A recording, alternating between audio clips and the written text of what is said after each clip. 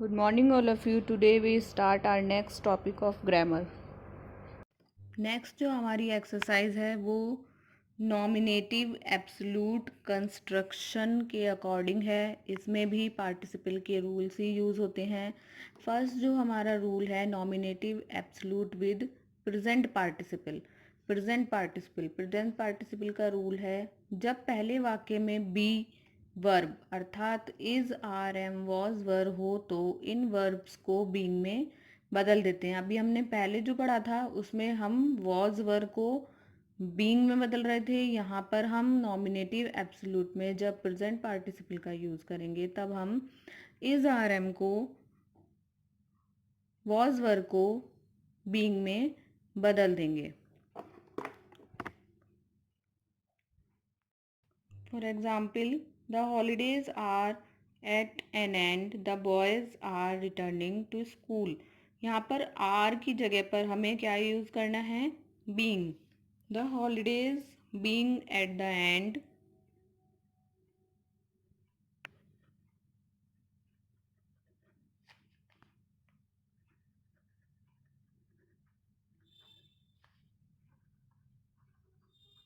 Full stop की जगह comma.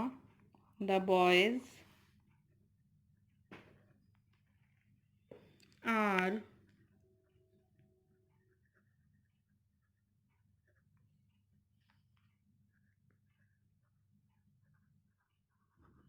Returning to school.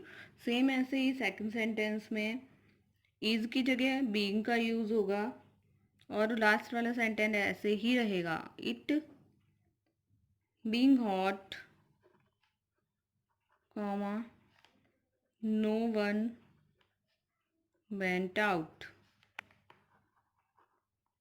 So nominative absolute with present participle में be यानी is are am was verb के साथ हमें बीइंग का यूज़ करना है और कुछ भी नहीं करना है।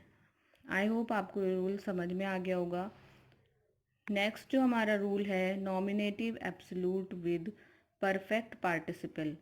जब पहले वाक्य में बी वर्ब से भिन्न अन्य कोई फाइनाइट वर्ब होती है जो हमारे सेंटेंसेस में मुख्य वर्ब होती है। जो is are am was verb has have होता है वो होती है हेल्पिंग वर्ब जो मुख्य क्रियाएं नहीं होती हैं। मुख्य क्रिया होती हैं जो हमारे कार्य को दर्शाती हैं, जैसे स्लीप, गो,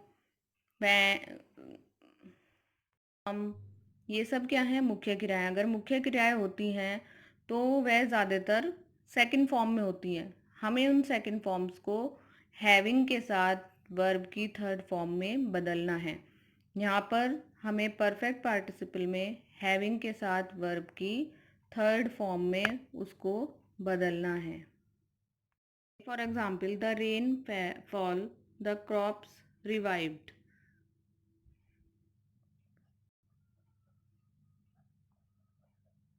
इन सेंटेंस में कोई भी हेल्पिंग वर्ब जैसे is are am was verb नहीं आई है तो क्या रूल था? अगर is are am was verb नहीं आया है तो हैविंग के साथ वर्ब की थर्ड फॉर्म का यूज़ करेंगे। जो सेकंड फॉर्म है वो थर्ड में चेंज हो जाएगी। हैविंग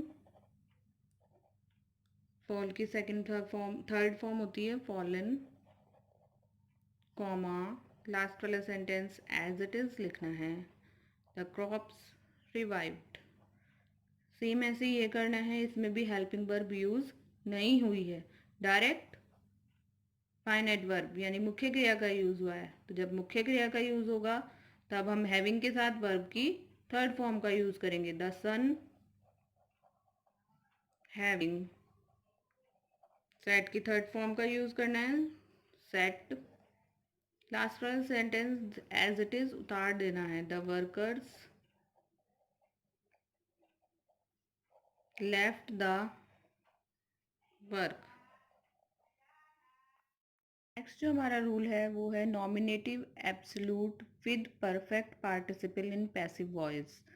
पैसिव वॉइस में अगर सेंटेंस होगा तो हम वॉज को हैविंग बीन के साथ वर्ब की थर्ड फॉर्म में चेंज कर देंगे।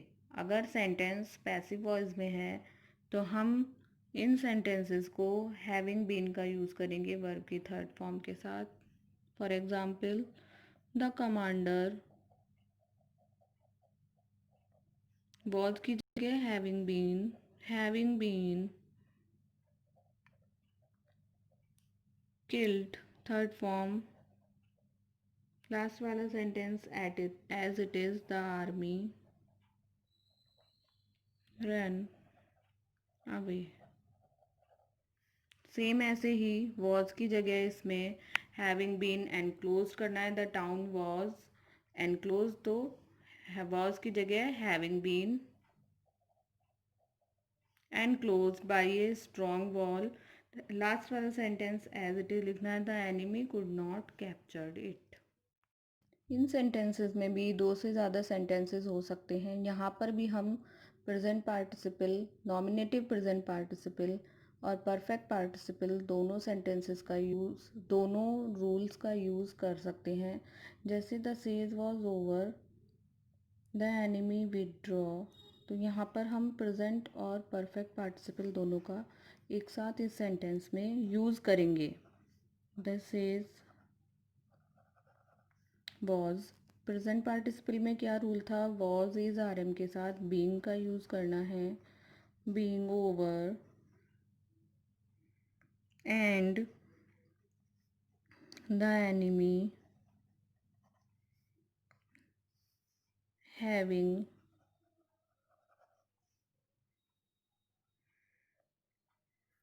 विदड्रॉन।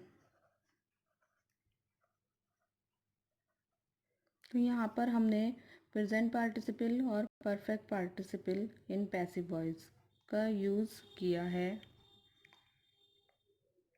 द प्यूपिल, लास्ट वाला सेंटेंस एज इट इज रहेगा। The प्यूपिल resumed there normal work. I hope you understand the rule of nominate, absolute constructions and participle।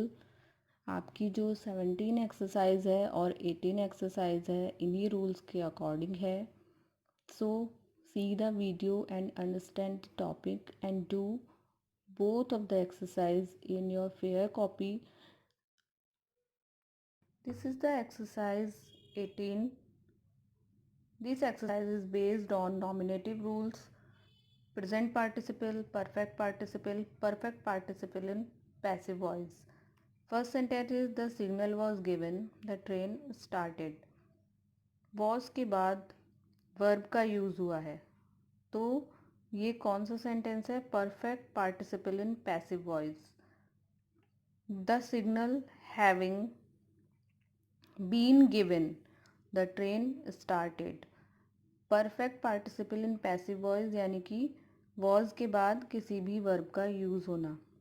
The weather was fine, the traveller left the hotel.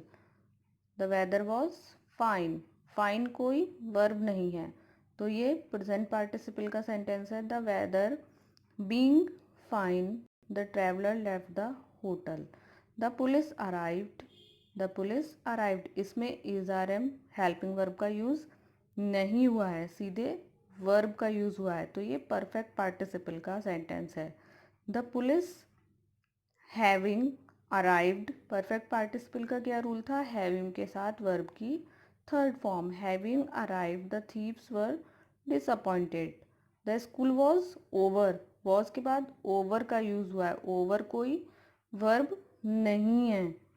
The school was over, तो school being over, the teachers left the school. आपको एक चीज़ ध्यान रखनी है, अगर was के बाद verb का यूज़ हुआ है, जो सेकंड फॉर्म होती है वर्ब की, वर्ब आती है, मुख्य वर्ब आ रही है वॉज के साथ, तो वो परफेक्ट पार्टिसिपल है इन पैसिव वॉइस। और अगर वर्ब के बाद कोई वर्ब नहीं आ रही है जिसका कोई मेन मीनिंग होता है या मुख्य वर्ब होती है, तो वो प्रेजेंट पार्टिसिपल है। और अगर सब्जेक्ट के बाद सीधे वर्ब की सेकंड फॉर्म का यूज़ हो रहा है तो वो परफेक्ट पार्टिसिपल है। आई होप आपको ये सारे रूल्स अच्छे से समझ में आ गए होंगे। Do the both exercise 17 and 18 in your fair copies. Thank you, bye bye.